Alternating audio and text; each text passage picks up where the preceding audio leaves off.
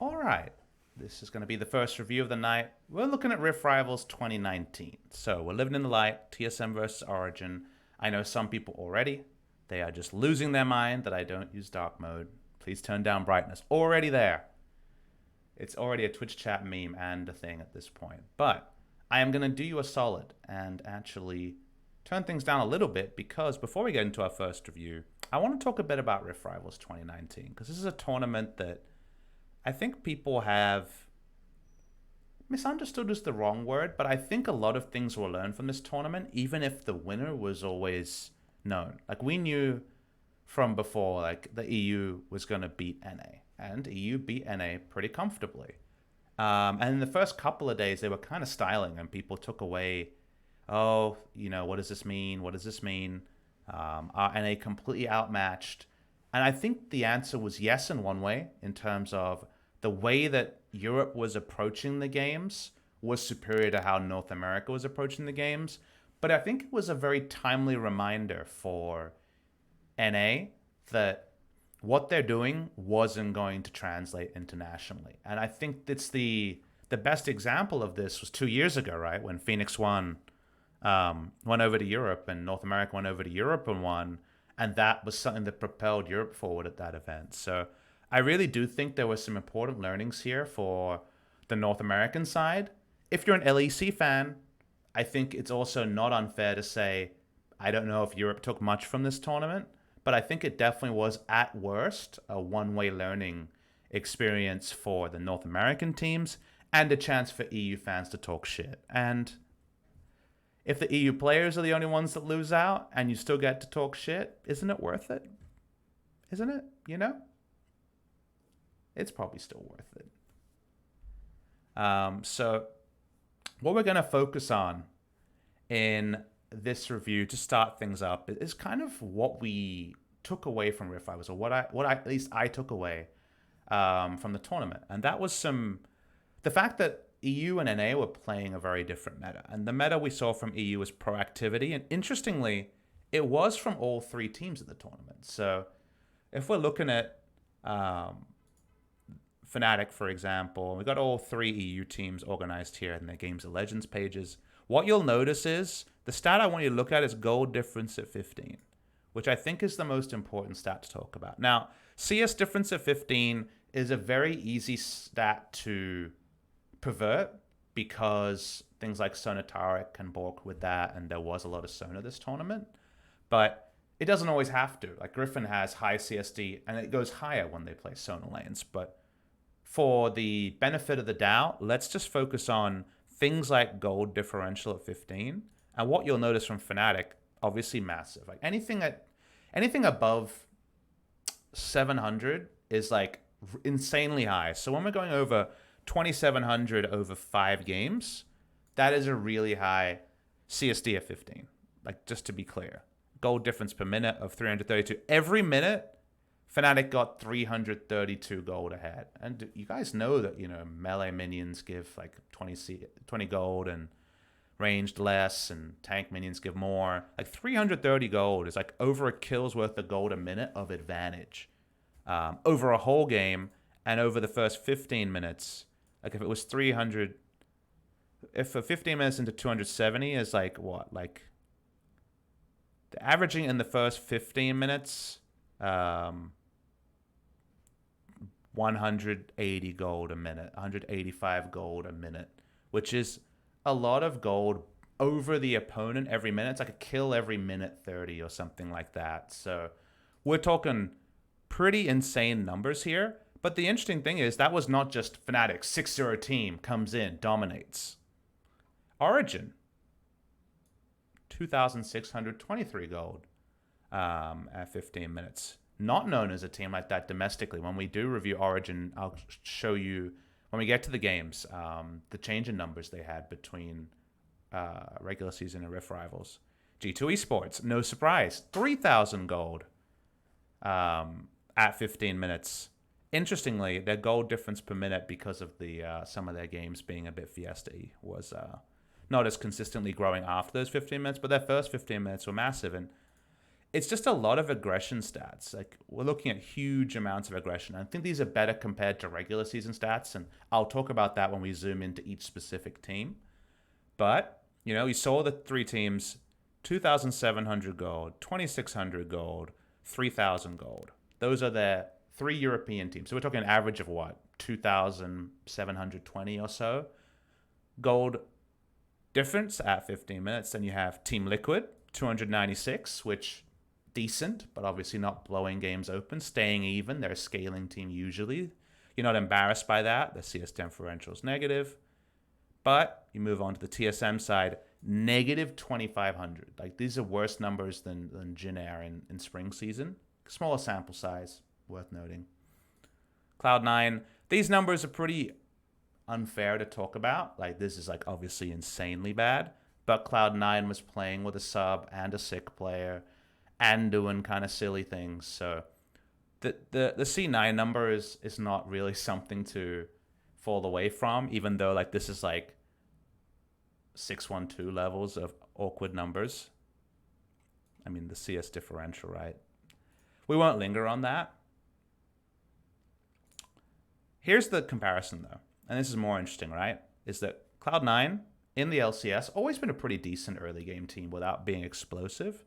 545, positive goal differential, positive CS differential.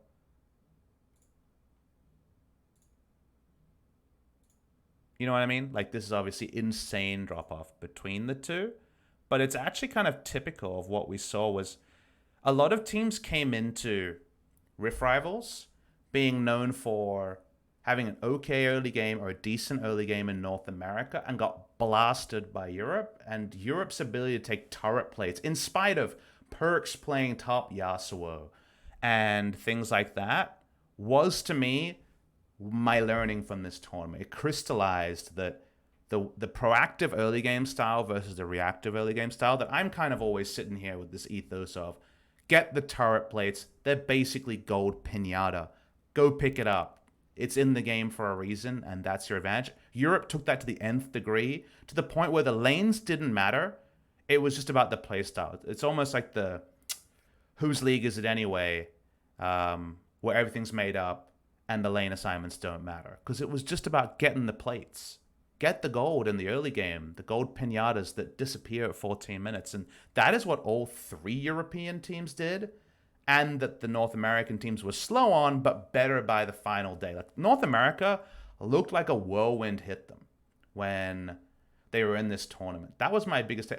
A lot of people were focused on, like, Perks is playing top Yasuo and they're losing. Yikes. And like the bot lane, Nico and Gragas is winning. Yikes. But when the fundamentals are that disparate, like when there's that big a difference in general play, that's when you should be scared. The flashy stuff is the top level stuff that will even out over time, but the macro stuff is the really clear stuff that needs to be fixed. Like, that stuff has to be fixed, and wasn't by North America. So that's the part where I think North America will learn a lot, is they were ultra super duper blasted in the early game. And stats like this show that, and we'll be able to refer to that in the specifics. So we'll take away the overall Rift Rival stats and zoom in on this series. TSM come in, and we look at their regular season, and in the power rankings, I had Team Solo Mid as the 6th strongest team at this tournament, and I think a lot of people took umbrage with that. I did have TSM fans, saying, "Hey, like, how can you say this? What about Cloud9? They're also struggling. They were 5-3 regular season coming in." But the reason why I kind of was very clear about my expectations of TSM being low is this average game time of 35 minutes 27 is super long for Season 9. Like, even in the LCK, we're not hitting 35-minute average game time. So TSM still play really long games. Their early game, as you can see, negative 23 CSD is actually pretty bad for regular season. But again, we're not going to dwell on that because Sonatara could be coming in. Negative goal difference at 15. Basically a very slow-paced team in how they play the game. And then a lot of roster disagreements, right? 4 games of Grig, 4 games of Arcadian, no recognized starter, I think a lot of TSM fans would prefer Arcadian in the lineup. Very recently, after Grig had kind of a downtime at Rift Rivals, but there's been plenty of vocal supporters of Grig. My issue with TSM was, and the reason why I rated them the lowest, is that their meta read seemed kind of slow and not necessarily suited to the meta, which I guess not a surprise after spring, but also they seem to have no real understanding of whether to lead with Grig or Arcadian. And that, not having a strong jungler in a meta where an early game jungler with strong lanes can get so much bonus gold, you get almost like a logarithmic or a multiplicative advantage out of having a strong jungler with a strong mind of how the game should be played. Because if he already knows where to go and you pick strong lanes around him, there's even more gold for him to get there, whether he gets the enemy kill or not. As long as he's in the right place, either zoning off the turret and turret plates come in, getting a flash and then turret plates get in, getting the kill and then more turret plates come in.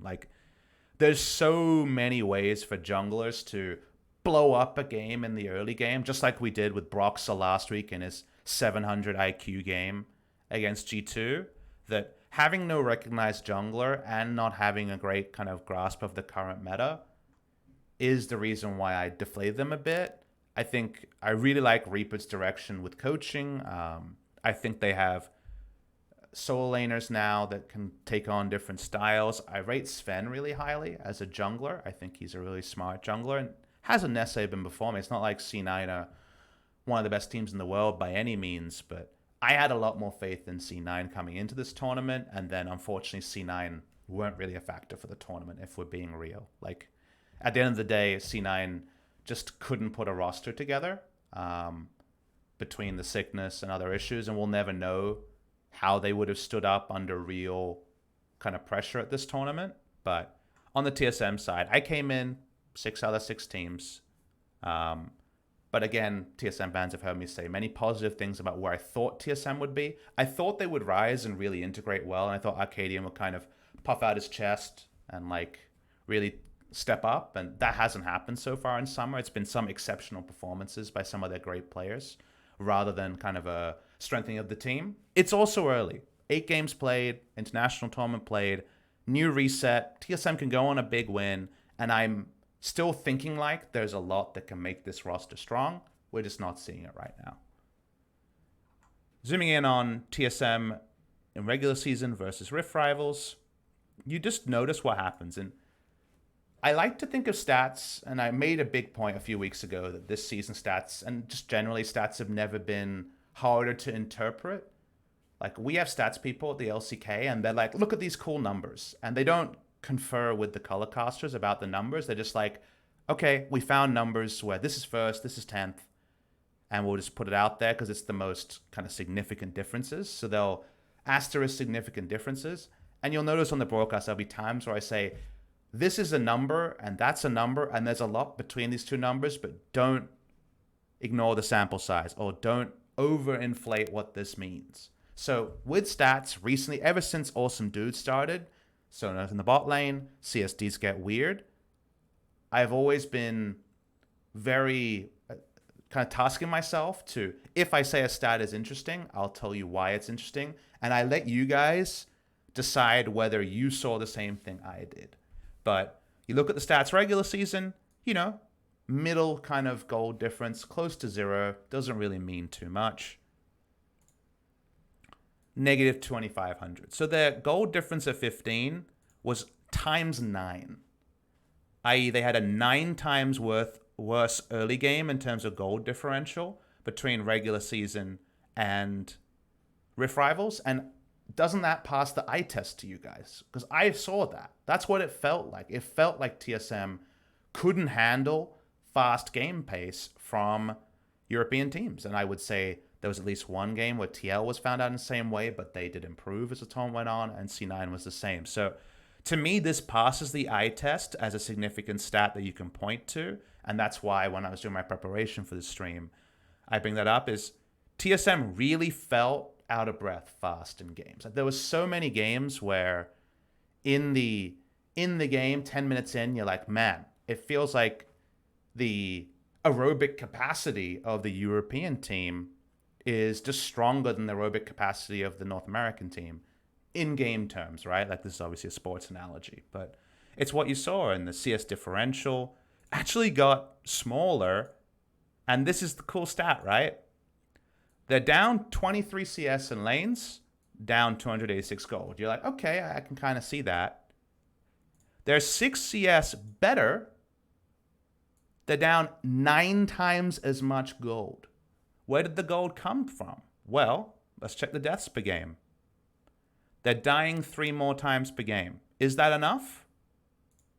And getting 4 less kills. Is that enough to fully count for that? No. Even if it's like big gold numbers, it's not enough. So where's it coming from? Look at the chat here. Deal Umbra, plates. And that's the game pace thing that they felt.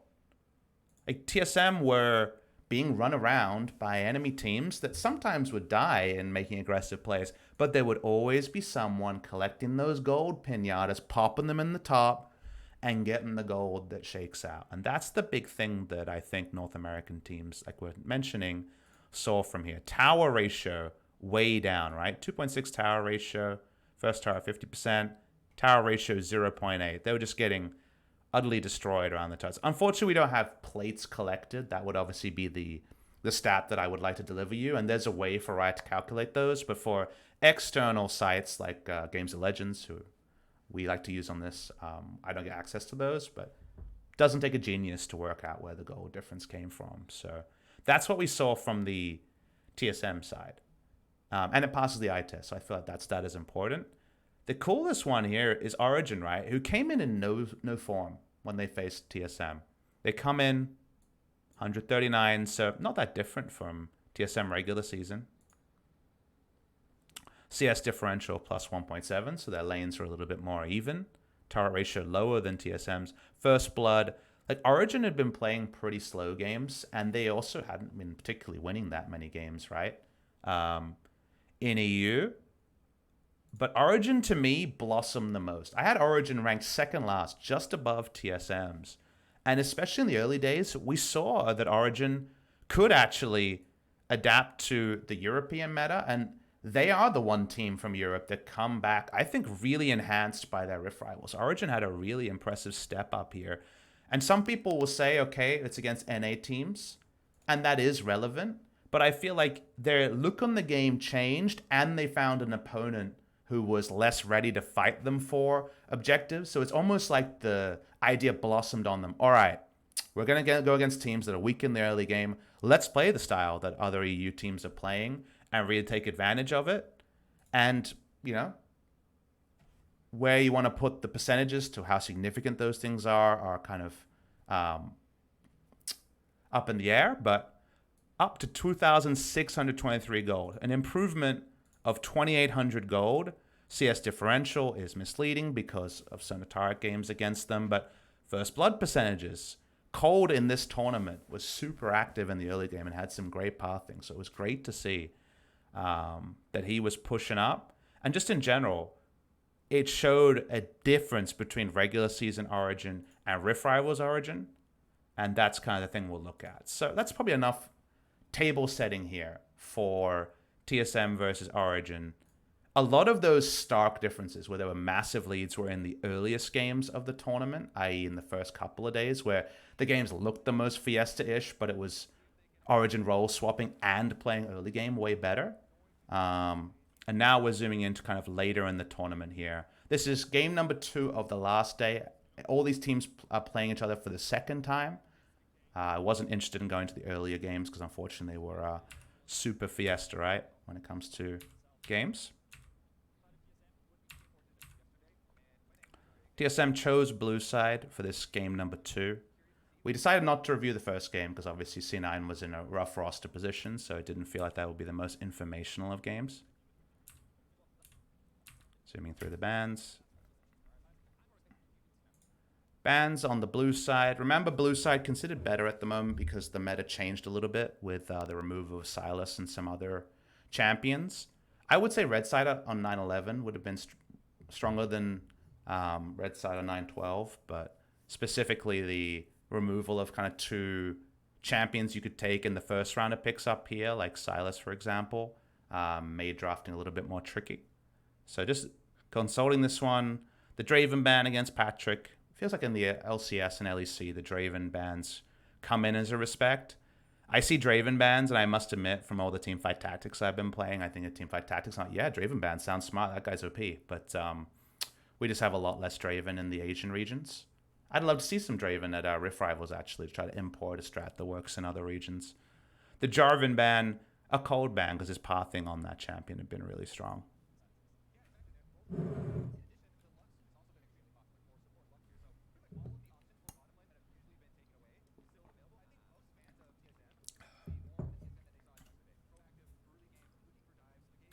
So, first pick Tahm Kench, very common in Korea. And Origen, I think, has been very LCK influenced with their first pick Tahm Kenches, because there's no Sona ban here. So you're already expecting there to be a Sona pick on the blue side. The Yuumi is the start of kind of a chip poke lane against it. And the Aatrox a team fighting choice. And if it's against Sona Taric, I think the Aatrox first round sounds bold in some ways, because the champion's power was backloaded into team fight. But the fact that he can skirmish is a start, and if you win the jungle matchup and have Aatrox in skirmishing, you can still beat Sona Taric from how ungodly strong 40% early CDR Aatrox is.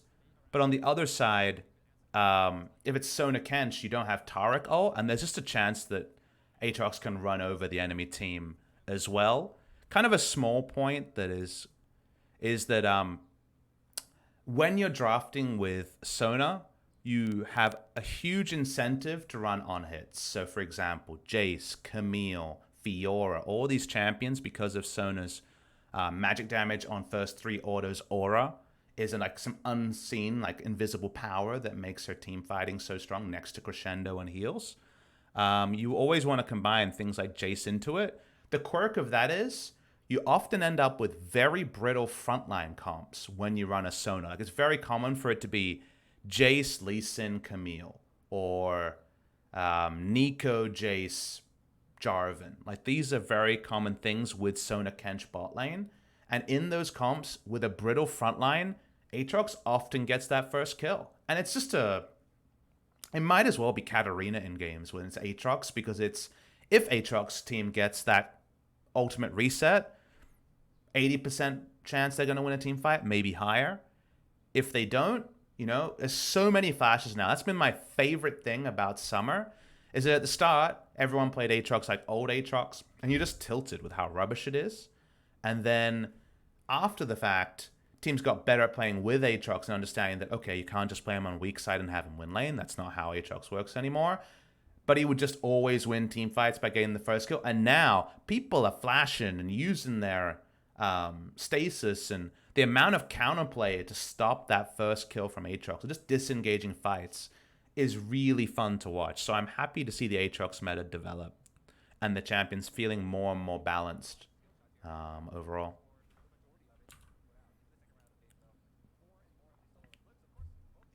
Going into the second round here, the Akali ban is a really interesting one, because to me, Akali against an Akali specialist, and you could argue Bergson's Akali has been his strongest performing champion for a while, is one reason to ban. The only meta reason to ban it is Gragas Yasuo.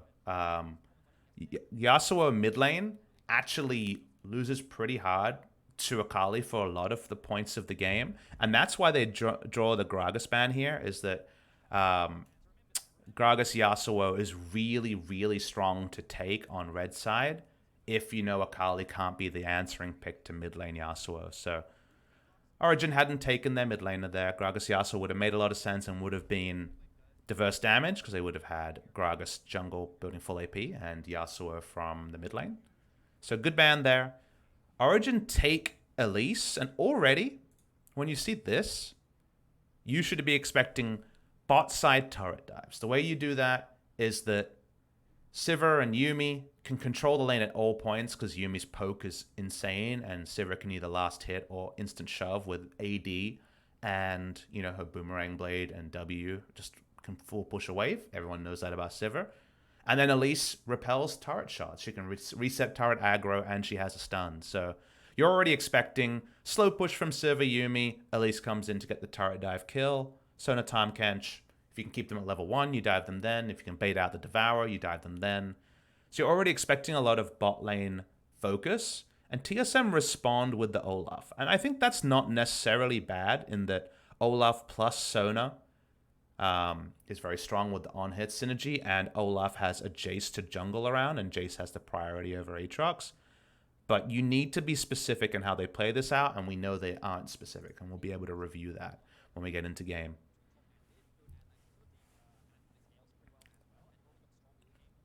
So final pick here. Neeko was definitely an option you could consider here, and it's something that Bjergsen's played a lot. The LeBlanc is fine as a bridging champion. You know you're getting counterpicked. So you think about what could have been drafted into Neeko, and actually Aurelia is one of the best picks that was taken out. Like, there was a very real chance that Neeko would have got a free lane here. Bjergsen chooses LeBlanc. I think it's fine. They draw out a Corki pick. Corki post-Hex Drinker has a lot of ability to sustain through this lane, but it can also be snowballed on. And the cool thing about the draft here is that if you pause the draft when it's finished, and we can just zoom forward, if you pause the draft here and tell me who has the better draft, there's no answer there. There is no, is TSM's draft better or worse, or Origen's draft better or worse? It's a very common thing people ask, right? Is who has the better draft?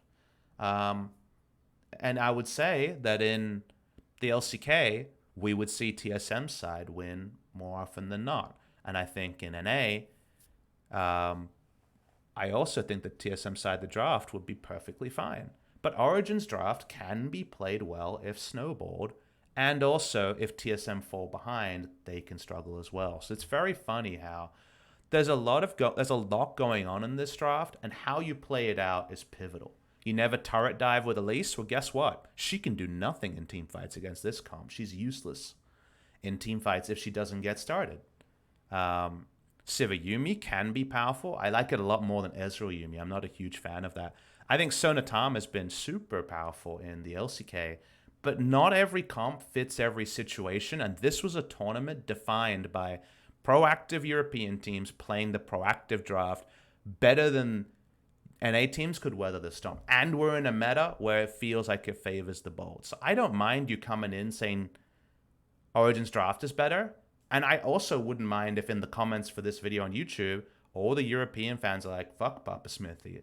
This European draft always works in Europe. And all the NA fans are saying, I don't know, man, this draft always worked in NA. You know what I mean? Like, these are quirks of international play. And these are the reason that tournaments like this are important, because you get to understand them and you get to afterwards go, huh, if you could do this and this over, how would it have looked like then? Like, that's the cool thing here. Like, we're all learning together. I'm coming in with no preconceived notions. I have my biases because I cast my own region. But as you guys know, I review all the other regions and I try to come together and see what it all learns. And let's watch this game, see what shakes out at the end, and see if it informs our opinion on whose draft was better. Because there's a real chance we come away going, huh, maybe all of it was fine and it was user error. Maybe we say, actually, this felt better than we expected, and we update our opinion. We're learning together, and that's what a VOD review is for. It's we come in, I try to learn things, you guys learn things, we learn together. You guys keep me honest, whether you're in the YouTube comments or on the Twitch. So thank you very much to the 1,000 people here. Let's get into the game.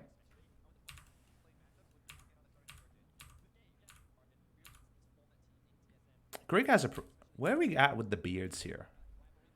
Let's try it. Important things before we get started.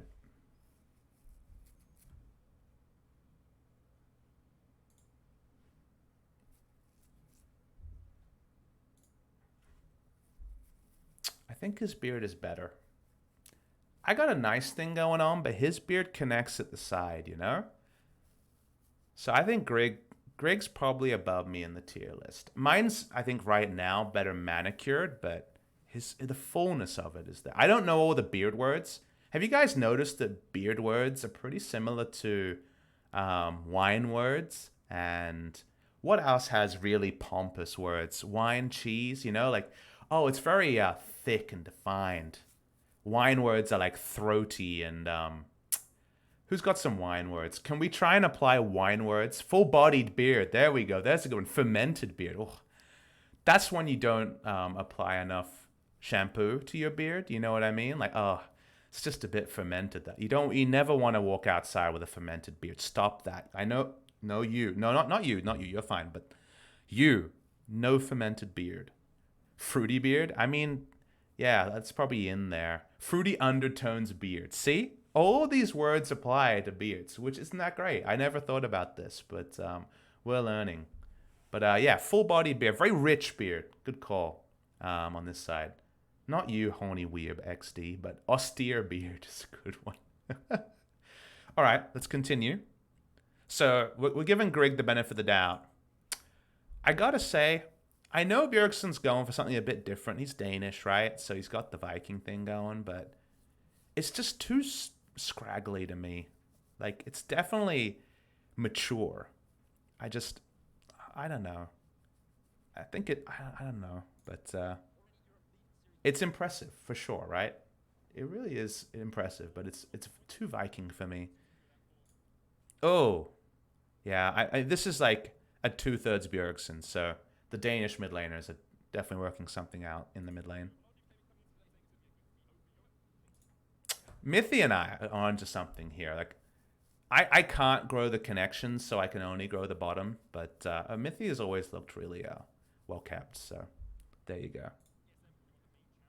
Yes, we did start with a beard VOD review. There's a lot of players with beards. Usually I'm casting LCK. Beard's very rare there. I believe only Trace, the drafting coach of Gen G, has had a beard in recent memory.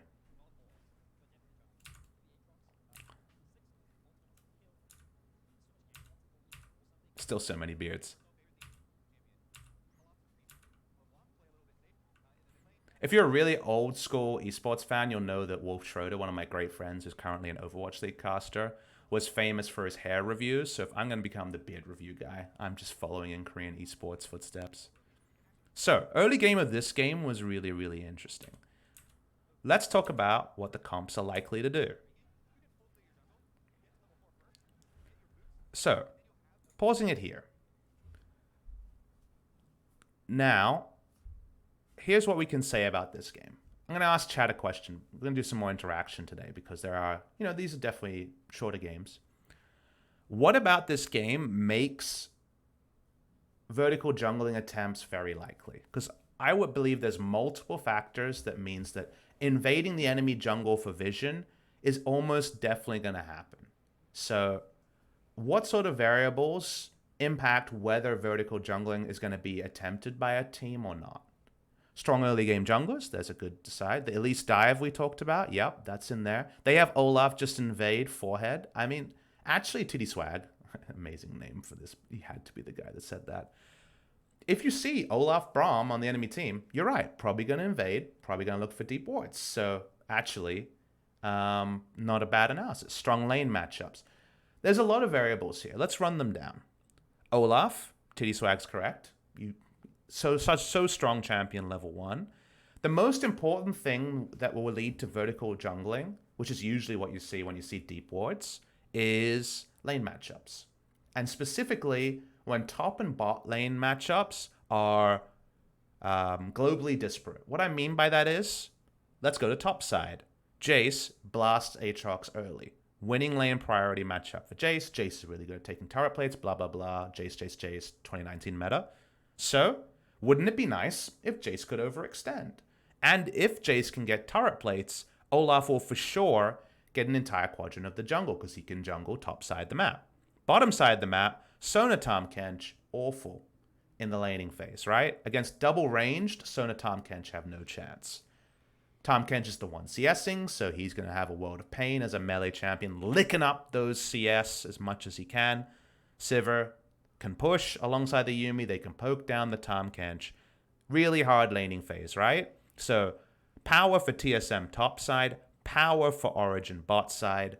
The problem is, let's say you're not ready for a level 1 invade and you get invaded and then you have to either start a camp on Vision or it gets contested and then suddenly the enemy has their jungler top side the map and Jace is under his turret because he's like, I'm trying my best.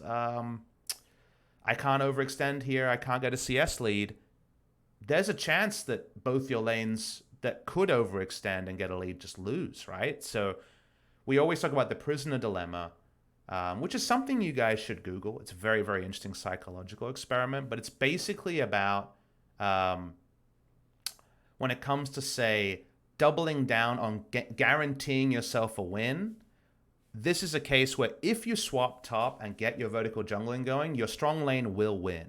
And yes, your weak lane is further behind, but at least your strong lane is winning. You never want a scenario where you're going to get nothing. So the moment that you have a winning area of the map in League, it's smart to guarantee that it wins, because that's what you have much more control over, unless you just have the God level 1 comp and can like take the top side and the bot side and pillage everywhere on the map. So at the end of the day, when you see this scenario of winning lane for blue team, winning lane for red team, you're almost always going to see vertical jungling attempted. So there's no surprise here.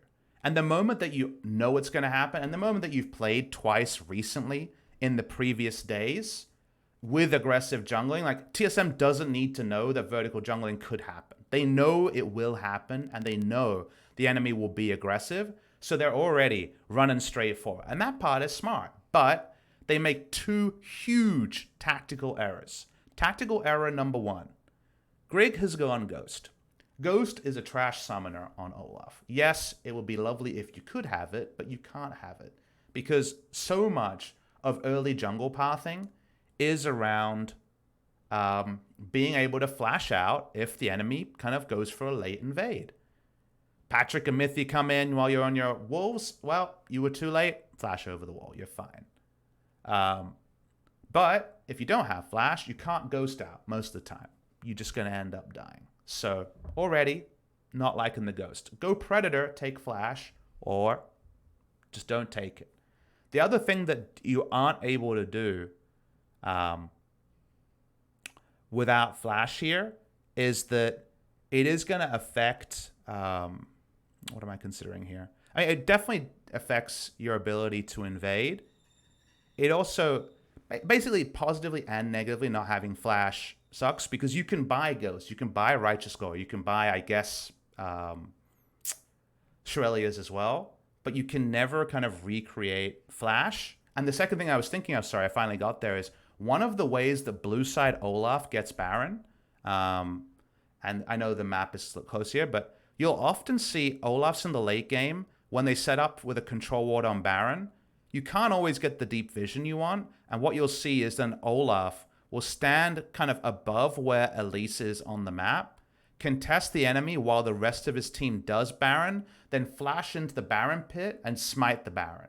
Now, it sounds super gimmicky, but it's one of those things where you're like, oh, I can see the enemy jungler, and Olaf has no ability to stop people from getting in the pit. But if you just show yourself on this side while a control ward is down, the enemy sees the Olaf, so they're a little bit more lax about getting into the Baron pit, and Olaf can just flash over and smite, right? And get huge value. You can't ghost all the way around and smite. So given how Olaf often plays on the blue side, not having flash hurts in multiple ways. Early jungling, not being able to flash over a wall, it sucks. We all know it. But even there, when it comes to Baron prep, not having the flash is super big. So already, we're a little bit tilted to not see the flash on Olaf. Now, already mentioned it, Ghost short cooldown, Ghost good for lane ganks. Like, there are things Ghost can do. It's just not worth the trade for flash, right? For Olaf in particular. The second thing also is no sweeper on the side of TSM. So what we do see happen here is that Cold runs down, puts down a ward, and they're right now looking for a late invade. And rather than just going for a blind invade by Origen, TSM, if you noticed, have probably been reviewing the last couple of days. There was a lot of attempts of vertical jungling, and they think they're just getting half of the side of the map, but a ward has been placed down, and no sweeper is activated on Grig or Broken Blade. Usually it'll be the jungler that will pick up that sweeper so that you guarantee that when you invade here, you're not spotted. Because if on the other side of the map, you don't see someone enter a defensive ward, And let's check when this defensive ward was put down. Is it put down at the same time? Defensive ward is put down at 27 seconds. Cold shows his positioning and then defensively wards. And TSM just choose to walk in. In this scenario where you haven't scoped out the invade, and Sona will see a ward being placed in this spot. That is the usual vertical jungling thing of putting down a ward on the red buff camp and a second ward deeper if possible. Sona's scouting out both of those. She has vision down and hasn't scouted any vision being put down. Where is the enemy team is what Olaf should be asking. They don't have any answer to that or a sweeper, and they try to force this vertical jungling. And at this point, they're already boned. So much of this was avoidable from TSM. Having flash, would it have saved them? Perhaps not, but it would have been helpful, right, to try to juke. Having ghost and not taking sweeper is just poor. And it's hard to say whose feet to lay that at. It should be a team decision, because what summoner, or even whether you start sweeper or warding trinket, should be a team decision, just like something like Karthus Requiem is a kind of a team decision as to where it's used. They don't go for that when they're trying to force vertical jungling. They spot cold and then just end up getting horribly, horribly exposed on the other side, right? Grig gets baited. He walks the long way. He doesn't have flash. There's no way to go. And it's smart for him to juke back, right? Because he doesn't want anyone else to die. But really avoidable death there. And it's because Origen, you know, called the bluff of TSM. They saw the Olaf. They know what they've been doing previously. And they're able to next level and get down the deep ward anyway. The cheeky thing is the cute little cat gets down the ward on the Raptors, which is usually one of the two wards you put down in the early game. And someone in chat's pointing out a very smart thing, right? Which is that if you go back, and this is one of the most important parts of the game as well. I didn't expect that to happen, but if you go back to, you know, if you go back to this point, you see this. When you go for the deep invade, you can put down your sweeper now, right? Your sweeper is used. Grig's sweeping. They put down the double deep vision, and then they recall and re-invade because they saw no wards down. You can change to trinket there and have access to trinket nice and early, because you do get a shorter cooldown on your trinket ward, because inherently sweeper has a shorter cooldown than trinket early. Or you just have a sweeper and you guarantee that you got top camp and got vertical jungling around the Jace. So if you take sweeper in the scenario where you get down two wards and back, you go to trinket. You have got more efficiency out of your early game usage of your trinket. Or you just have sweeper and you got both camps. So it's a double win. So that is always right to go sweeper in this scenario. The only reason I guess you start trinket is that you are trying to bluff them, like, oh, we don't have a sweeper, so we'd never late invade, but at least already saw you. So I love to give pro players credit. If you notice, as a caster compared to someone like LS, I'm always like, this is why this could have happened, because these great players, who are some of the best players in the world, thought on this level. It just didn't work this time. I'm not going to do that here. This is just categorically wrong by TSM. And if you could do it over again, I think Grig would learn from this. He will never make the same mistake again. But this was really, really poor start for the team, because already the enemy have got deep vision in. You've died. Like, they set themselves really far behind, and it was very avoidable death on the side of TSM.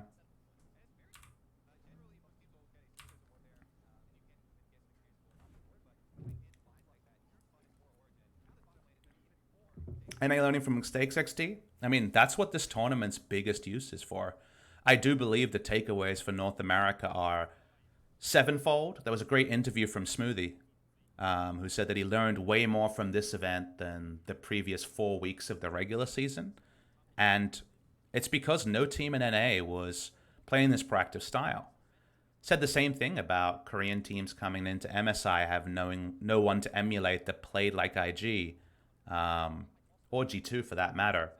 And that's why I predicted SKT to lose to G2. So to lose to G2 on the first day, but then potentially power up. And they didn't, right? I wasn't 100% correct on my prediction. But SKT got better at playing against fast teams by playing them because they just didn't have access to. And that's why in summer it's so nice to see Kingzone and other fast teams in the league because it actually increases the overall level of the league with teams playing different styles. Hopefully hopefully a NA team comes away from Rift Rivals trying to play the sort of style that beat them at this tournament. So I do feel like the learnings for NA are kind of sevenfold. Meanwhile, the learnings for Europe are keep doing what you're doing. And I guess for Origin, hey, like maybe try out this more proactive style. Corky Electrocute opinion. I think against LeBlanc, you're only taking burst trades. So I actually think that Electrocute here allows you to fight a little bit earlier. If you go... The problem with not going Electrocute is if in this lane you go Hex Drinker Rush with Fleet Footwork, yes, you never die, but you find it super hard to reset lane states, and you can't ever win a health trade until the entire Hex Drinker is done. You'll notice that Nuke Duck is a lot more staunch about not going Hex Drinker, so I don't mind the... I don't want to be ultra passive defensive. I'm going to take this rune that lets me be a bit more active in my trade windows. And you can go Emax in this lane with Electrocute and proc it pretty reliably. He doesn't, but I think that's another thing you consider, especially if you're not going Hex Drinker early.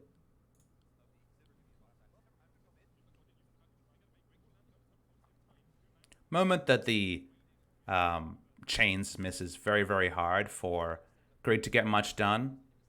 I want to see who put down the ward and when earlier. So there's a ward on Krugs here, and this red ward on Krugs ends up being super valuable. When is it placed? So Elise invades.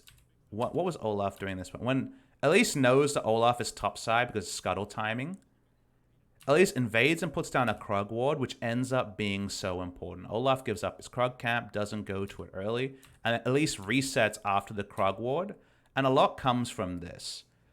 The Krog ward lets Nuke Duck know that he could be ganked because literally every camp on the map apart from Raptors is cleared, so you know he's not on the Krugs, therefore he's probably near mid. The moment he shows up in Krugs, you can overextend and take an Electrocute trade. It's also a really important ward to allow for late invades from, say, bot lane and the Elise to find Olaf in the jungle. And it's even better in this game because your boy Olaf took ghosts, so if you catch him at Krugs, you kill him, is the thing for Elise here.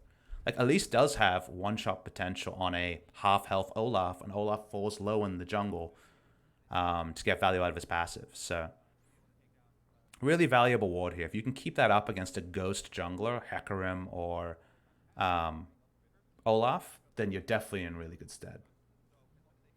4 minutes in, 2 to 3 plates already. It's super priority lane on the bot side. Do notice that no plates are taken on the top side. TSM have not been able to sneak in aggressive vision. This should not happen, but because Elise never because Elise has never revealed her position on the map, Broken Blades allowed him to get control ward and deep warded on in the lane with priority. So he hasn't been able. Your minimum expectation is a Jace control ward here, and Jace should have the ability to get the same kind of opposite of the map deep vision to try to catch Elise pathing early. They don't have that. They actually have nothing on the top side. So it was vision wins on the bot side. Like right now, Origen control all of the river. They have the only deep ward past the river, and all TSM have is a super defensive ward on the bot side. No idea where Elise is on the map. It's just free, you know, completely free for Sivir and Yuumi to walk up. So the early game plan here, it's really Origen playing on a completely higher level of early game warding and proactivity, even though it's not seen in ganks or camps taken.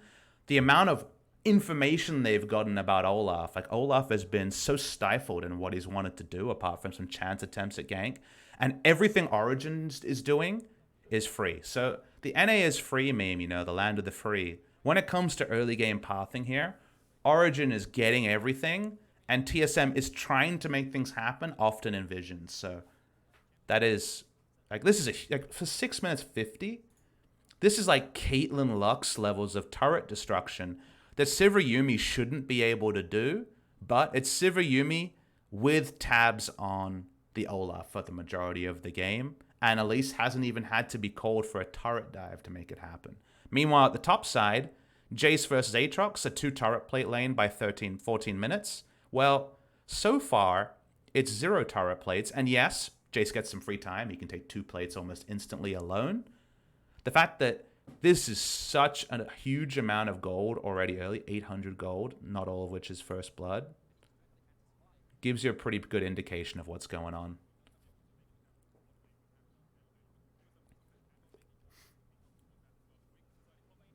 Tabs isn't in this game. Tabs right now is actually a super notable TFT streamer, so shout out to Tabs. Almost got Alfari here, so that was a solid lane gank attempt here. Where was Olaf to start this? It wasn't a lane gank. Came through the enemy jungle. It's a good gank path from Grig. The problem with moves like this is they're very forced, right? Like, this requires a lot of setup, a lot of time. Killing Olaf with, let's say, Aatrox would flash up for Olaf Jace is pretty tricky. The usual use of Jace in a scenario like this is to guarantee turret plates. So if I'm Olaf, I'm only going topside when the group minion wave is coming to try to chunk Aatrox out and get the turret damage in. Yes, they're close to kill. Yes, it's a really good attempt at the kill, but the timing for a gank here is unlikely to pay off in a kill because summoners are up, and actually doesn't guarantee turret plates either because the minion wave would take a while to be shoved. So, decent gank, but I think the bonus objective from it is less high. The chances of actually guaranteeing 300 plus gold from it isn't as high as what I like to see from my Olaf ganks, because Olaf could be power farming instead. I feel the same way about Karthus ganks. You better be doubly sure you're getting a lot from it, because otherwise you could have been farming. Seeing Olaf top side, Origen just keep pushing on bot side. I mean, just look at this. Origen have full info of any gank path except for lane gank with Ghost. Ghost is down, so there's no worry at all of the Ghost play. Sven can try a flash ult play, he just got ult. I guess that could happen. Spell shield is up, so you're not as worried about that, and that's the only CC you have to respect. Full vision of the river, full vision of every gank path if LeBlanc is coming down apart from the furthest around, and that takes so much time that you'll guarantee, some spoilers, and the defensive ward is there, and a pixel brush ward. Like, we're talking about this level of knowledge. Yes, you don't know about the camps, but they own already 60% of the League of Legends real estate, and if this was some sort of, antitrust lawsuit, we'd already be worried about monopolies. We're already worried about the Origin Vision monopoly, and the antitrusts are getting out there. The lawyers are already lawyering up. TSM should consider lawyering up, because the adjustment from this to this is not much. The amount they need to do to improve their scenario to get all of the camps is pretty low when you already got this little. So, yeah, this is some already vision domination, and it shows you that the deep ward into guaranteeing plates versus the wraparound gank that quickly got, disengaged with movement speed and flash from Alfari. Yes, you could have got the kill, still would have been behind in gold, still losing your turret early.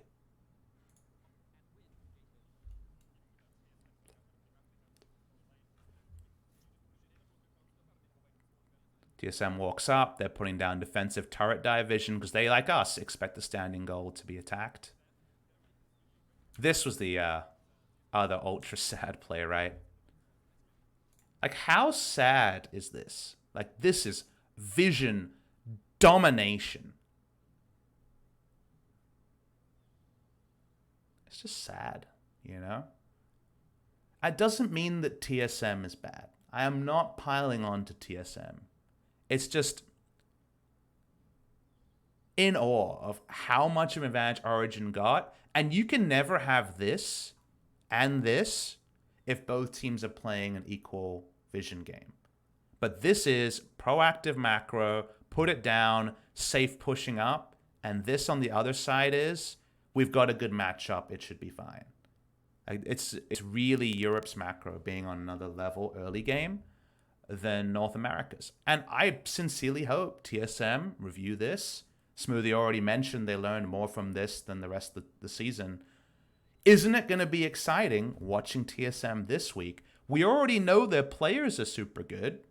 If they can learn even just the, kernels of what this is, i.e., where is our pressure? How do we get more out of our pressure? Which wards are necessary? Which ones are nice? How's the game going? Let's get the necessary ones going. The game's going great. Let's get the nice wards down. That already will jump TSM up our expectations. They will no longer be rooted down the bottom. This is the TSM that I predicted as the 6th place team at this tournament. The TSM of 2 weeks might be way better.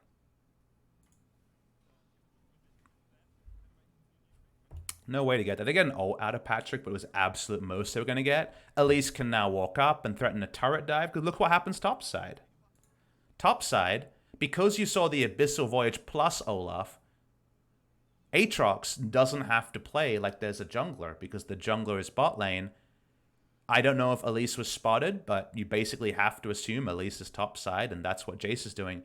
Now, Alphari is proxying after you just got the ult out of Patrick, nothing more. So you continue to trade up. And this was the story of the first 2 days of Rift Rivals.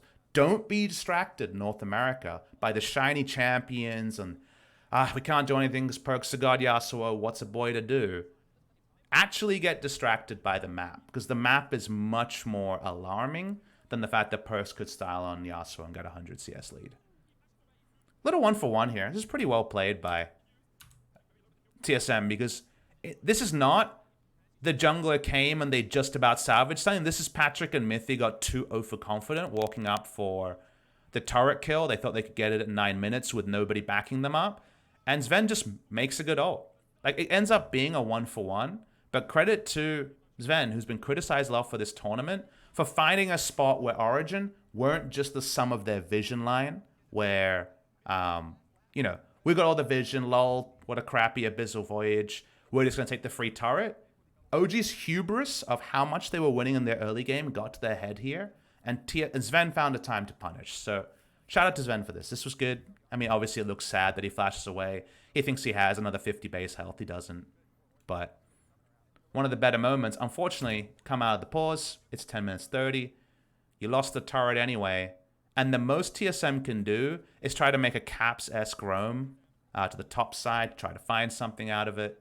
They'll get 2 turret plates, I believe, from this. But they've already lost more. They lost the bot lane turret plate. They lost the 2 in mid.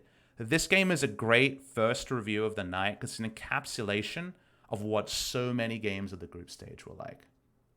Mithy held his ultimate for too long. I think you're right. Mithy was kind of surprised by the scenario that came out.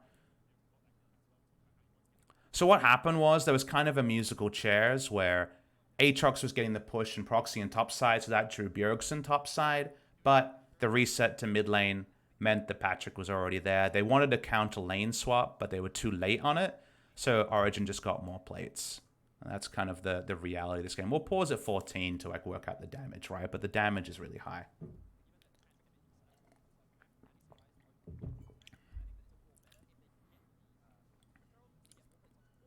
Let's try and sleuth it out, because people are asking a lot about how this all happened.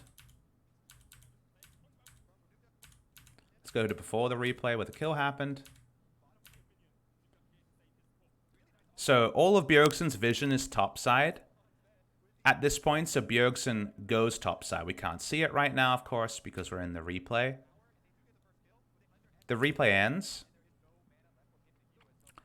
after bot lane has had to fully disengage, and Bjergsen went top to try to get a gank on Aatrox. They get the kill. That's what they do. That's why Bjergsen made this roam. And we see Caps make roam all like this, right? Caps is really big at roaming at kind of inopportune times. The reason why this still ends up a negative play is that if you think about Caps roams are a lot about, yeah, we're talking about Caps here, because Caps roam timings are, I think, kind of the god time. I think I called Bjergsen Caps. Anyway, Caps takes a lot of roam timings where the wave is in an even spot and the enemy mid laner will get there and push in and he'll lose one wave, but he sacks a minion wave to get a lead at an unlikely timing. Meanwhile, what you see here is that Bjergsen is making a roaming after bot lane has 2v2 bloody fought to the top side of the map where they already had vision controls. They were already very likely to be roaming to. The moment that he left mid lane, it was always going to be top side because bot side is lit it up in wards. They knew that he hadn't gone for a recall timing. Yes, Alphari dies, but the payoff here is going to be a kill and they're going to take down some standing gold. The problem is that our bot lane has already backed from the side of Origen, death, and also the recall timing from the Yuumi. When they come from base, already Nuke Duck has sent bot lane to start to end off the turret as Patrick and Mithy get to respond to Bjergsen's predictable roam to take down the mid lane turret plates into the eventual overall swap to top. So they still even up the initial turret plates here by getting 2 in mid, and they get to go top side and get more. So you just still end up losing out on more gold in terms of turret plates while getting the bonus gold of the kill. That's overall what happens there. It's a reactive roam from Bjergsen that in a different meta, like in years past, that would have still been a proactive play of, oh, well, bot lane's happening, so Bjergsen went top and got a kill. It's just that League of Legends understanding has evolved further, and with their deep vision, Patrick and Mithy can poke forward, get more damage on the turret, push up. They've already got wards down. Smoothie gets the bad news on the ward later, so his Abyssal Voyage is once again in vision. Like they've already scouted out that Bjergsen's going to go top. That's why the duo lane goes mid. They've already scouted out that when they go top from mid, they can go straight down the river because the rest of the team players have shown themselves on recalls and put down deep vision for Abyssal Voyage spots. And actually, one of the effects of the Tahm Kench nerf is that pre-level 11, his ult range is like super short. So one of the few areas you can Abyssal Voyage from is over the wall on near this blast plant. And it doesn't get you very far, right? It only gets you like just perhaps up to where Smoothie is now. It's really not very far. It's from around there to around here, maybe shorter. So because of that, popping over a shallow ward over the wall when you go straight up the river as Yuumi is enough wards. You don't need deeper wards than that. Previously, you needed deeper wards to get that sort of vision. Now, you can't ward for a lane ward as easily. You'd have to go all the way around and place a lane ward maybe here. But specifically for that ward, it is easier to scout. And the moment that happens, Origen back away. They don't need to greed for anything. And you still end up with a positive gold trade. Nuke Duck TP's top. Just to stop the Rift Herald. That's the only reason that play happens.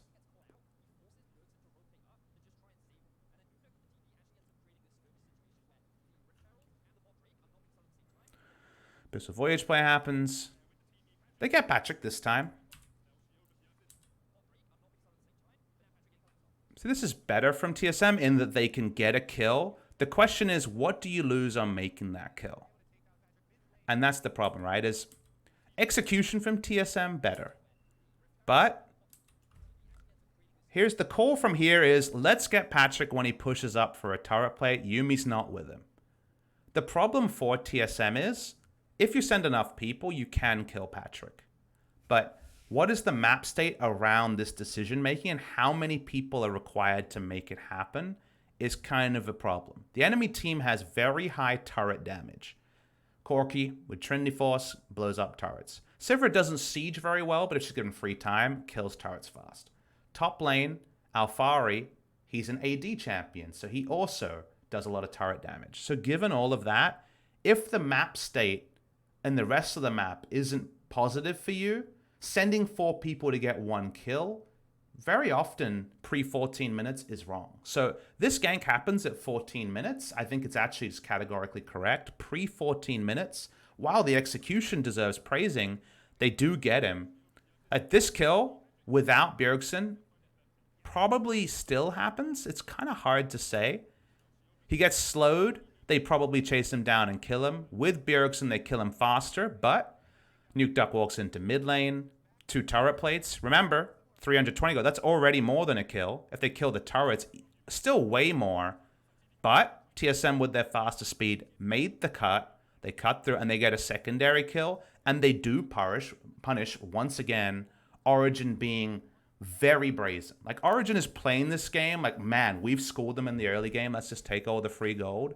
To TSM's credit, they're at least playing a bit faster, because on the first couple of days of the tournament, they don't make that cut to mid lane fast enough, and they lose out more. So still, while we will talk about the turret plates as we're about to see them fall, 1357, while we still get what we saw in days 1 and 2, TSM have made some adaptations when it comes to punishing just how wantonly Origen are willing to push up. But this is the thing to take away, is that bot turret is dead. That's 5 turret plates, 4 in mid lane, 2 in top. Quick maths is 11, right? So 11 turret plates were claimed by Origen. Not 100% sure they got local gold for all of them, but what can you do? 11 times 320 gold. 11 times, sorry, 160 gold. On the side of TSM, they got 2 turret plates. So 2 turret plates to 11 is a huge disadvantage, and it was the sum of the deep wards. The early game proactivity we talked about with the deep ward on Krugs and how they played around, first catching the Olaf in his jungle, and then basically just always being a step ahead of him, is the way they got these turret plates. And also because the bot lane matchup was such a winner, the counterpoint is Jace can get more than 2 turret plates up top if you're splitting the map effectively.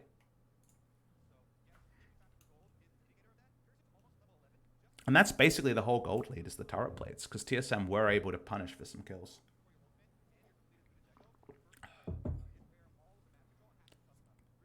New Duck went the Electrocute, like we mentioned, for lane trades. Hasn't gone Hex Drinker early. It just means that he's a lot stronger. If you can ever get away with not going Hex Drinker and increasingly getting your Trinity Force early, that's obviously what you want to go for. So it's a confidence build for sure from Nuke Duck in this game.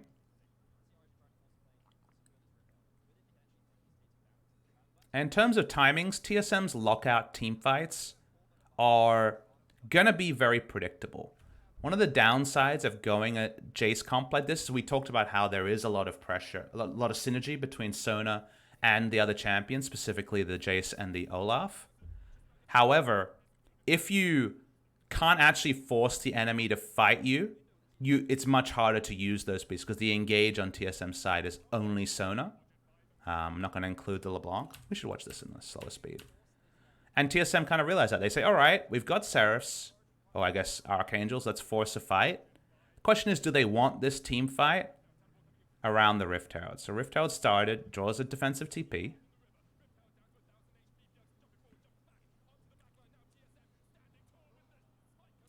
See, you notice what happens here is that there's many different ways to hold the Rift Herald. The dream is if you have control over the eye, because then you can burst it from 1500. They don't have that here. There's no pressure onto Cold because they have such a low CC comp. So he just gets to walk up and smite it, you know?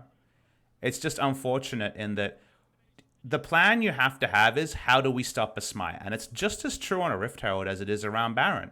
If the enemy gets to flash over and smite the Baron, we criticize the team taking the Baron for not defending the pit. TSM aren't poking. They're fully engaging on the Rift Herald health bar in smite range of the enemy Elise, who's the same level as the Olaf. It's always going to be a 50-50 at best, but it ends up just being another kind of bad look from TSM.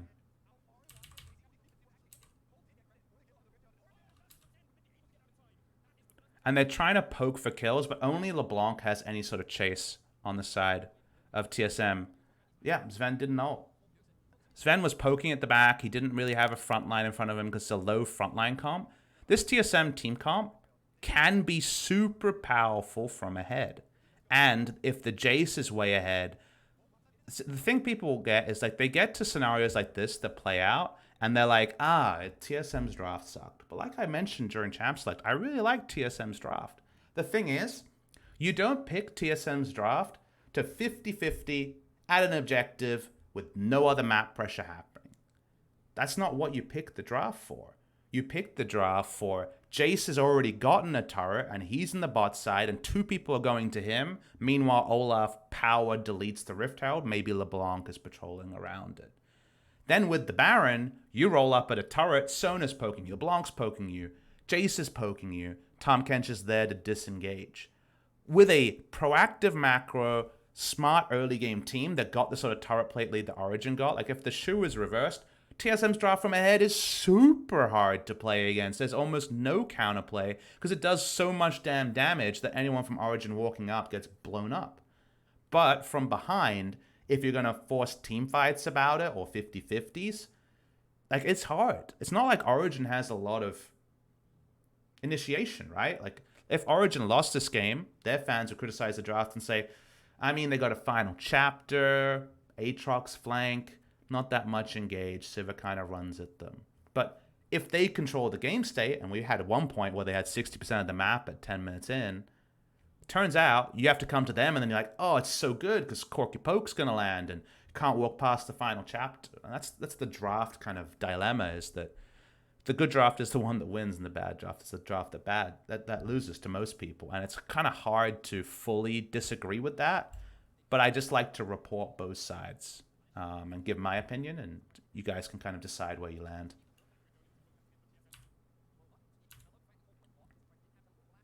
So bot side of the map.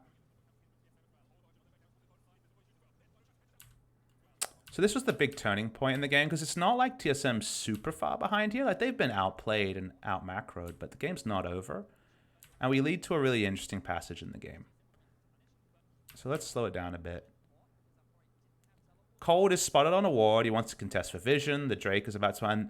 Grig decides to fully all in. I assume that he was told that TP is up, right, on Sven, and that he can make this play happen.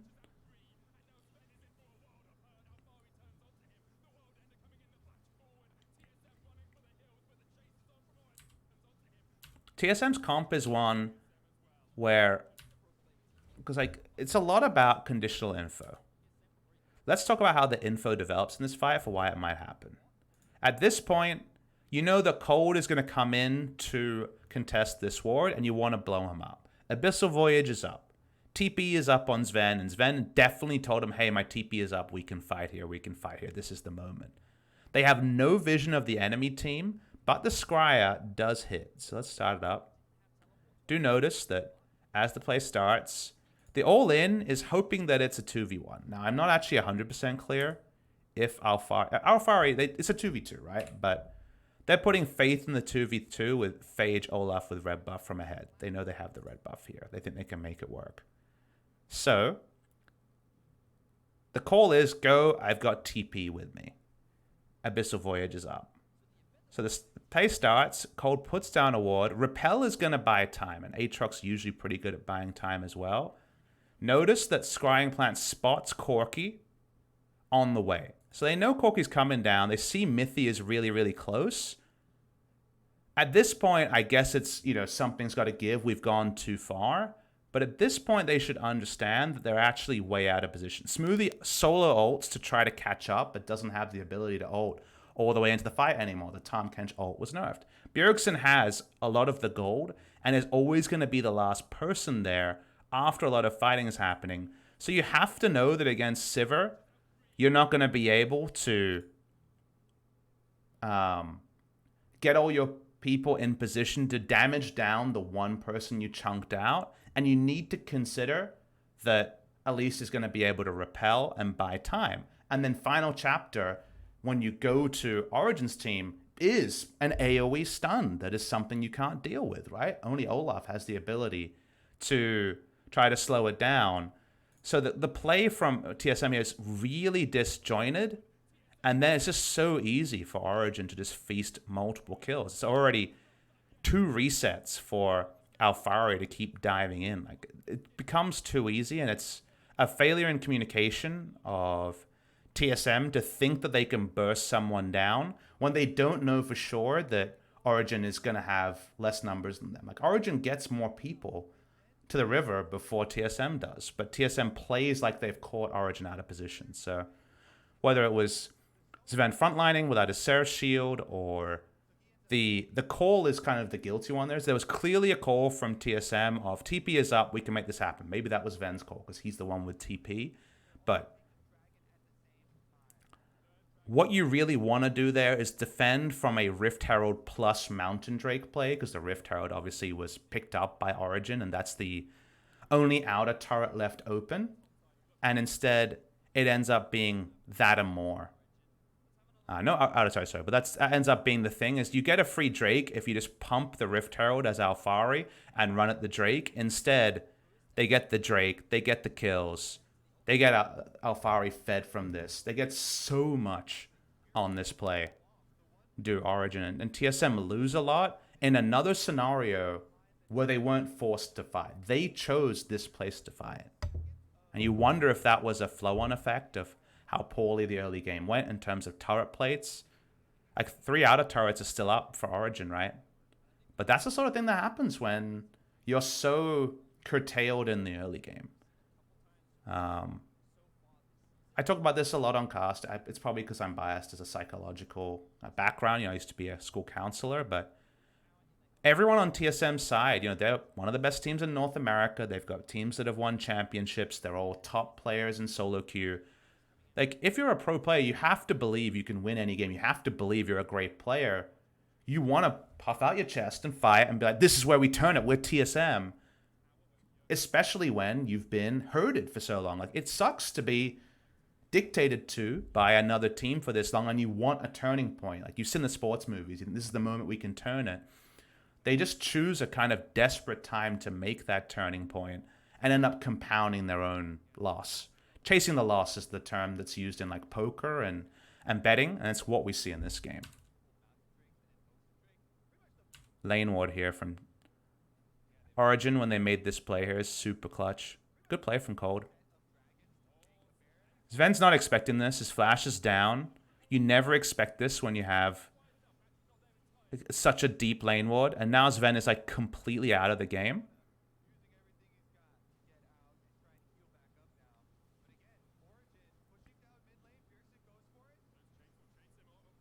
They get Cold here, so that's good from the side of TSM. So the enemy jungler is dead. They don't suspect the lane ward to TSM, but it is a nice pick on Cold.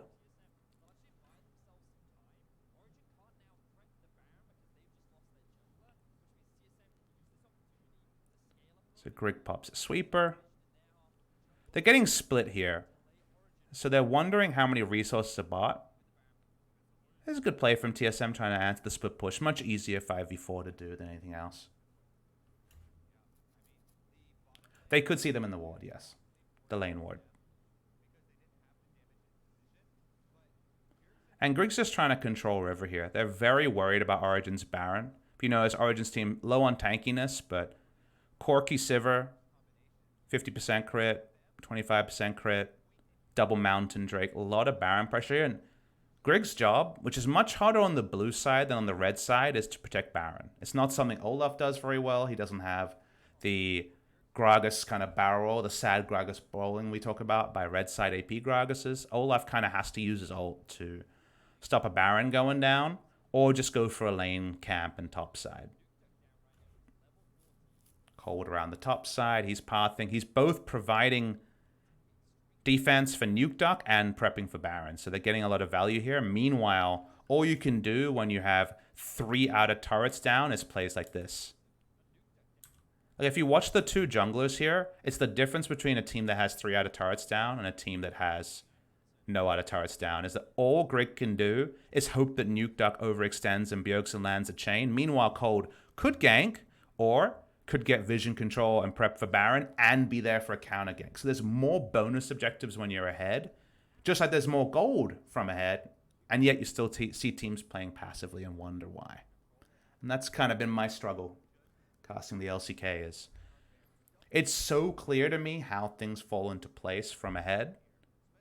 And from behind, it's always so hard. Someone has to face check, ends up being Smoothie, they get a cleanse. All played fine here. None of this is a problem. QSS drawn out.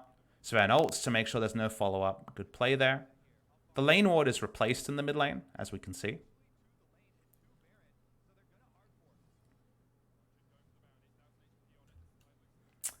This is this moment in the game.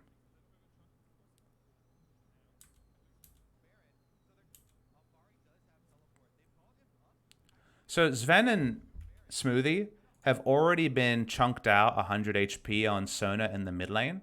So one small problem here is that, firstly, this should never happen. So Sona needs to sell her refillable for a control ward.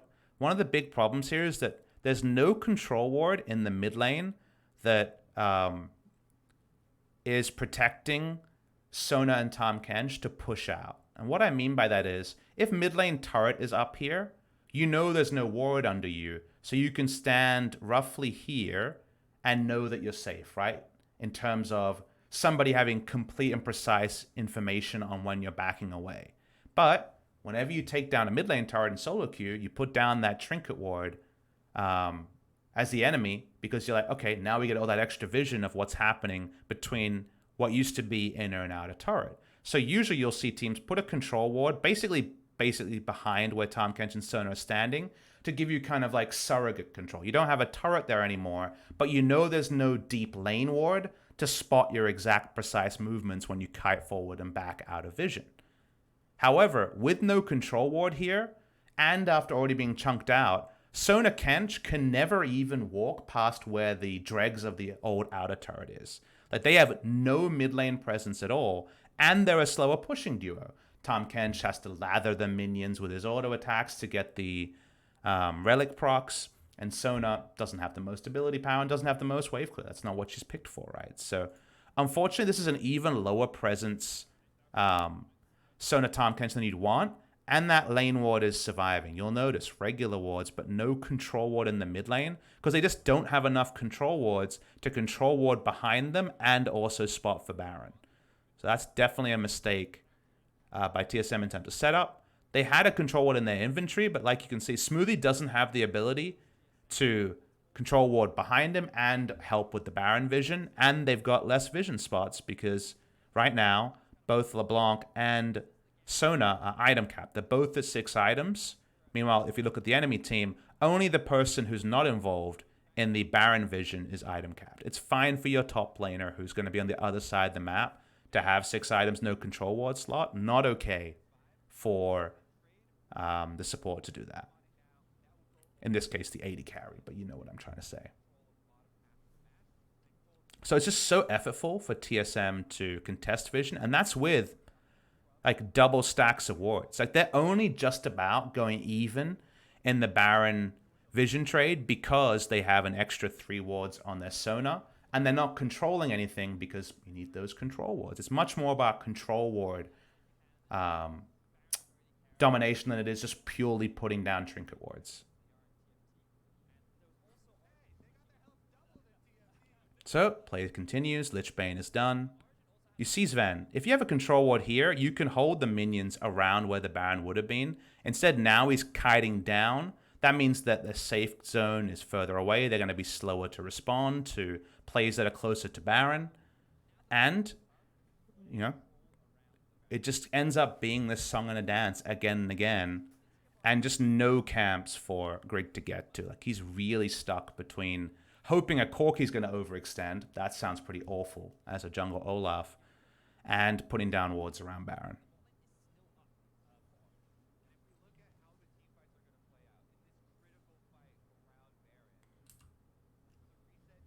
So easy for Origen to walk up, wait out for the Scuttle Vision to go. They see the blue buff started on a ward. All very comfortable sometimes for Origen. And TSM just can't make anything happen. All their options are so low percentage.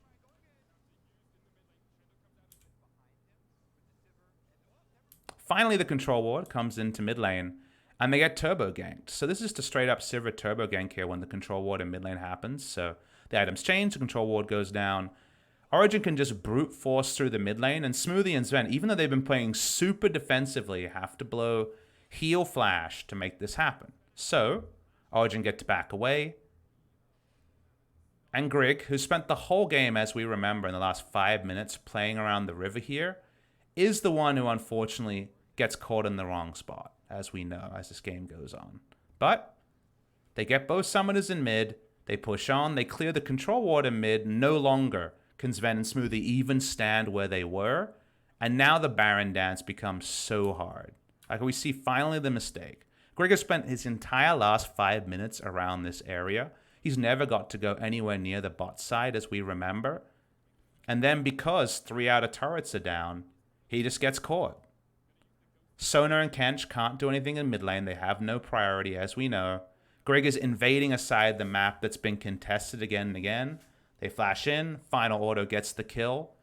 This is the vision supremacy of the early game coming to a head and finally getting massive inroads. Like, they haven't been able to, for the last 3 or 4 minutes, actually get the Baron. But the moment you get the enemy smite against a team that has very low initiation, like, you're getting a free Baron. Like, it has to pay off eventually for the side of Origen. And you finally see it pay off here. Double Mountain, double Ocean, free Baron. TSM know what's happening but can't answer it. Broken Blade gets on the board. You know, it's not going to be a perfect game in terms of structures and Drakes, but it's obviously a very sad consolation prize to get in this case. I think we're going to get a full replay of what led to the Baron take here. It was a really cool... I mean, the Kobe and Deficio and who am I forgetting? Vedius all had a pretty good breakdown of how the play around Baron happened, but the gist of it is something had to give. Greg was too far up and got taken down.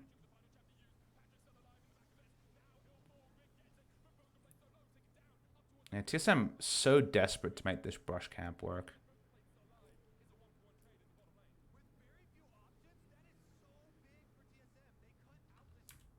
This is cool play overall. We should talk about it.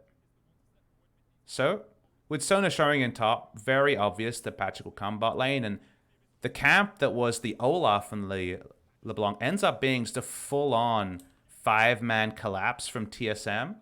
And getting Baron buffs here is pretty big. They get Sivir's Baron buffs. That's one side lane that's been taken down. It doesn't feel fantastic because it's 2-for-1 overall, but if you're going to try and make a play and not just get starved out, that's one of the few times you can do it. So it was definitely... Oh, Pikachu, thank you very much for the 10 gifted subs.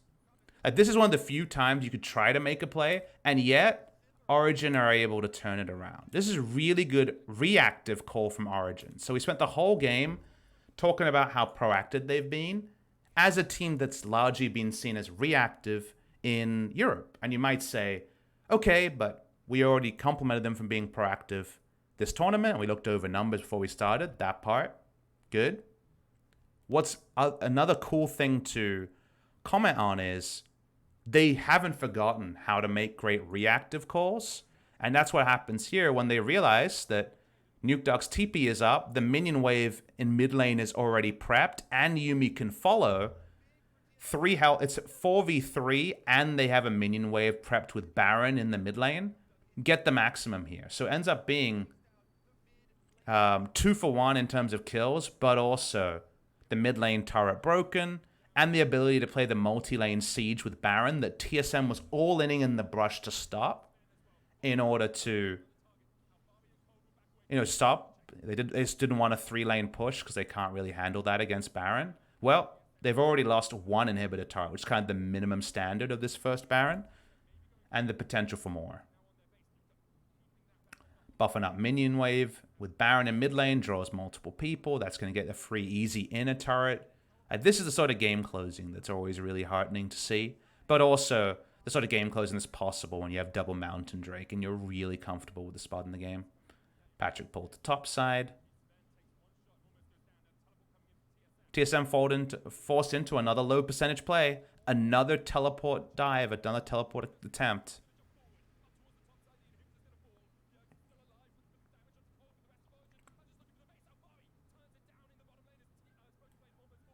Cold dies, but they're on the Nexus already. Like, this is just multi-lane pressure that Origen's going to close the game with.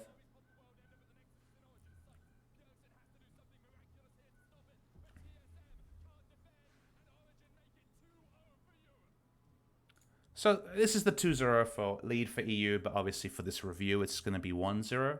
I could have reviewed the entire 4 games from this series, but the first C9 game was kind of sad because of the roster swaps. So wanted to focus on real learnings for kind of pro games rather than just the fun of the first game. I hope the takeaway here is, again, around just how EU teams, specifically in this case Origen, play the map compared to NA teams. Because NA had a draft that from ahead could be just as dominant and just as explosive and get just as big a lead, and had the ability to at least go even through Jace winning hard against Aatrox while Sona and Tahm Kench get beaten up in the bot side. But at the end of the day, like, that's not what happened here, because Origen was so superior at playing the map. And I'll give TSM credit in that they drafted a comp that could work if played perfectly. But you definitely see the areas where they make it a bit more NA. And that doesn't mean make it bad. I'm not flaming. But going to LeBlanc here, that is a more kind of teleport threatening potential side lane pushing champion that from ahead can be really dominant.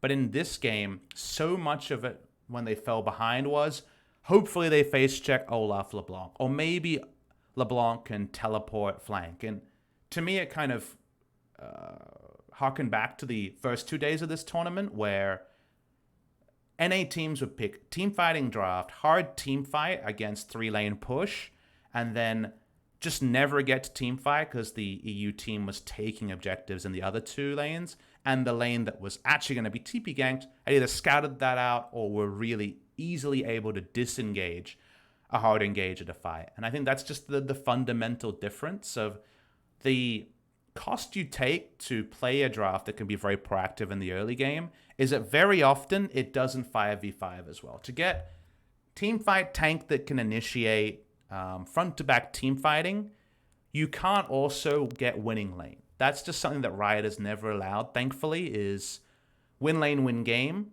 to be team fighting drafts just win lanes. The only time a team fighting draft wins lanes is when they're significantly better than the enemy team. But thankfully, what EU teams and some LPL teams have learned is you can get so far ahead with turret plates that the teamfight draft very often doesn't get online, and the Orianna teamfight S drafts of the first 2 days just didn't work against a better early game region in EU. To TSM's credit, changed, went for a draft that can work. In the new meta, I just think you saw kind of a tutorial of what to do from the European team, and some pretty big mistakes in execution, especially at level 1 from Grig, but also just from the other steps there in terms of vision that separated the 2 teams. So shout out to Origen. To me, this was one of the most impressive wins so far in summer, and they have been a bit sloppy in summer season. But if this Origen, the one that when they get the invitation to can play an aggressive team, can play an aggressive game, but also have that reactive kind of smart side to them that the TP mid showed, that Origen is much closer to being the one that was second place in spring season. So that's going to be my review for the second game of the Rift Rivals Best of 5. We've got 2 more games coming tonight. Going to take a short break, answer questions after the break, and then come back with our second review of the night. To a lot of people, it's the most fiery one. It's going to be G2 versus Team Liquid after the break. So see you guys really soon.